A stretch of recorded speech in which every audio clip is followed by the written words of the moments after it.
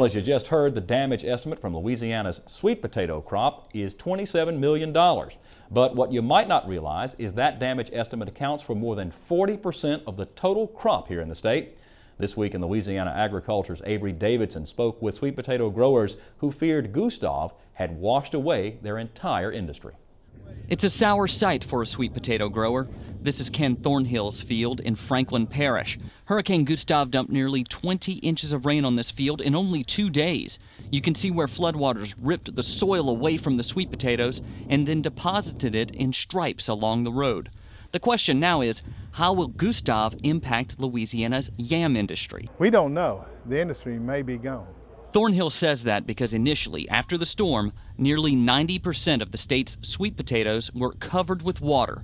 That could have meant a 90% loss to the crop. The starch that's present, the carbohydrates that are present in those storage roots begin to be converted to ethanol, and thus the souring process that people refer to, or the rotting in the field. So that's our concern at this stage, particularly on the potatoes that were ready to be harvested this week. Thornhill says he put $2 million into this crop, money he had to get from the bank. You put up in short everything you've got.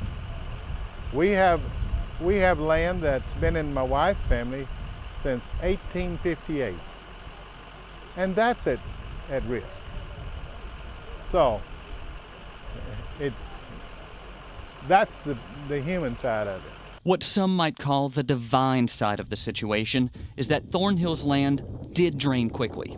That has Ken's son, Sean, optimistic. It's a better outlook. I'm thinking somewhere between 15 to 25% loss. Sean Thornhill says before Gustav, this field had a bumper crop that he was harvesting 450 bushels of sweet potatoes per acre.